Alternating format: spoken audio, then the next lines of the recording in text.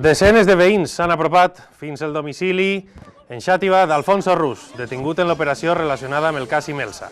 El carrer, ben estret, junt l'elevat nombre de persones que hi havia en ell, ha obligat fins i tot la policia a tallar el trànsit.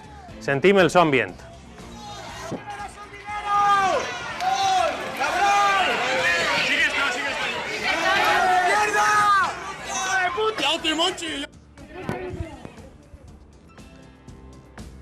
Repassem a continuació els detinguts en l'anomenada Operació Taula. Ahí els podem veure en imatge. A més d'Alfonso Rus, hi ha Máximo Caturla, exvicepresident de la Diputació i exsecretari autonòmic d'Educació del PP. També Juan José Medina, exvicepresident de la Diputació i exalcalde de Montcada, així com Emilio Llopis, excap de gabinet d'Alfonso Rus i actual assessor del Partit Popular a la Diputació.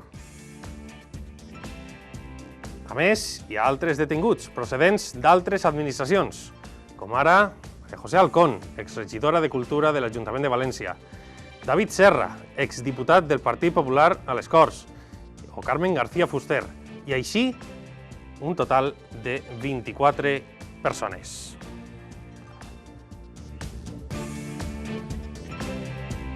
Tenim les notícies, tenim l'anàlisi a continuació amb l'home que va destapar la notícia el passat diumenge, Francesc Arabí, a Levante el Mercantil Valenciano, i una tertúlia de polítics. Ara, una de les imatges també més impactants de la jornada.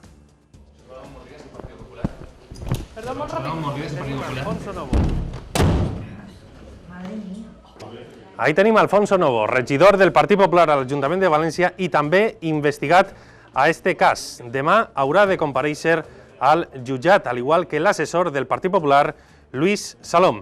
Era el moment dels escorcolls a l'Ajuntament de València i el moment exacte en el qual la policia instava als periodistes a anar-se'n. I així tenen imatges dels registres al domicili d'Alfonso Rus. Era moments abans de les imatges d'entrada a este programa que han vist fa uns instants i podem sentir les primeres paraules de la tinent d'alcalde de Xàtiva, Cristina Súñer.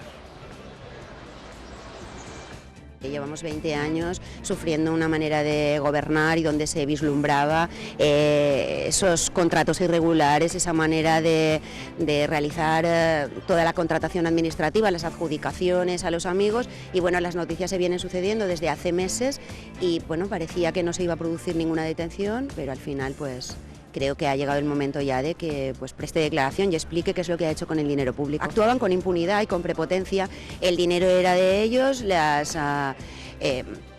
los contratos eran de ellos y actuaban como si fueran empresas propias con el dinero público.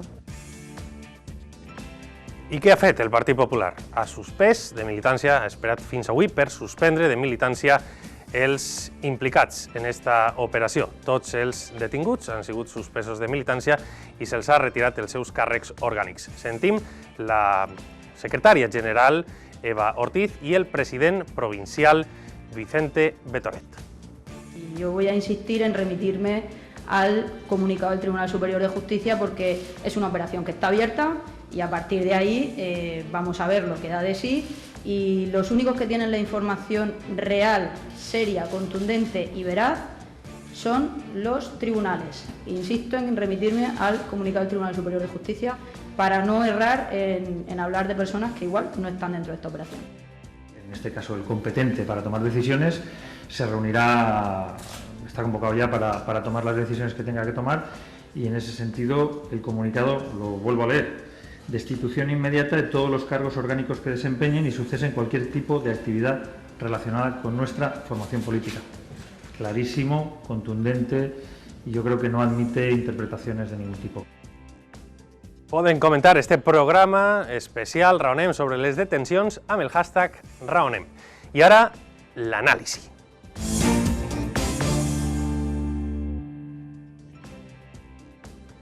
Francesc Arabí, què tal? Company de Levante del Mercantil Valenciano. L'exclusiva que donares diumenge pot haver accelerat els temps? No crec, estava ja tot molt tancat. Com a mínim les peces que avui sobre les que avui s'han produït les detencions i els registres. Sí que és veritat que algú ho ha comentat, però no crec que perquè tragueren nosaltres l'exclusiva posarem més en guàrdia, és a dir, la investigació ja porta 20 mesos en marxa, és a dir, no és una cosa dels últims dies. No eres el detonador de la bomba. No, espero que no. Podríem fer una radiografia del cas, de la història i de la intrahistòria? A veure, jo crec que no és un cas, és el cas. És el cas perquè ho comentàvem diumenge, no? És com si diguérem, és un cas matriusca, no? Que dins de cada nina, no? De cada cas, té una altra rama, una altra pata, no? Abarca moltes institucions, és a dir, des de l'Ajuntament de Xàtiva, l'Ajuntament de València, la Diputació, empreses públiques, la Generalitat a través de CIEX, és a dir, és un cas ample que afecta també el finançament del partit. Podríem dir que en un s'han sintetitzat tants i tants casos de presumpta corrupció que han sacsejat el partit i a les institucions i a la política i a l'actualitat valenciana. Quin era el modus operandi? A veure, així, en general estem parlant de saqueig de diners públics, no? Diners públics que s'haurien, l'eixida dels fons, l'expoli de les institucions s'hauria catalitzat a través, òbviament, de contractes públics que han anat a parar a empreses privades i també, o sigui, empreses privades que ja existien i també empreses privades que s'han creat expressament. És a dir, hi ha una part de l'entramat empresarial que s'ha creat expressament per a poder tindre la justificació i a través d'una facturació falsa anar traient diners. Aquests diners, una part ha anat a l'estranger, hi ha una pata internacional i en aquest cas estaríem parlant també tant del delicte de malversació, el delicte de finançament de partit, com del delicte de blanqueig de capitals, de presumpte blanqueig de capitals. Quin pot ser l'abast de tota aquesta qüestió? Jo, sincerament, ho parlava en gent, jo crec que en aquest moment no ho saben ni els fiscals. És a dir, per què? Perquè no estem parlant només de diners que han eixit de les institucions i directament se n'han anat a parar a butxaques o a la tresoreria d'un partit. Estem parlant de facturació creuada, és a dir, inclús fora de les institucions d'aquests diners han anat tenint vida pròpia, per dir-ho així, no?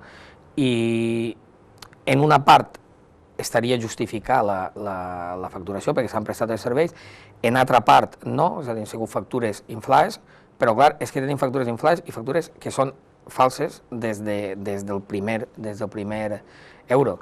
Per cert, també és veritat que és un cas que també ho han comentat, no? No només és ample en quant a implicats i institucions, sinó també en el temps. És a dir, estem parlant d'anys, de molts anys, i d'abans de l'arribada d'Alfonso Rus a la Diputació. De fet, les gravacions són totes anteriors, és a dir, aquestes 10 hores de gravació són anteriors, encara que una volta s'instal·len en la Diputació, suposadament també van conquerint territori que podríem dir és, entre cometes, nicho de mercat per a la trama i les mateixes pràctiques que han pogut aplicar als ajuntaments que ja tenien les apliquen també a la Diputació o a l'empresa pública Imelsa. Però estem parlant també de molts anys i hi ha empreses implicades que venen de molt, fins i tot de l'etapa d'Eduardo Zaplana en la Generalitat. No estem parlant d'un cas de 2 anys.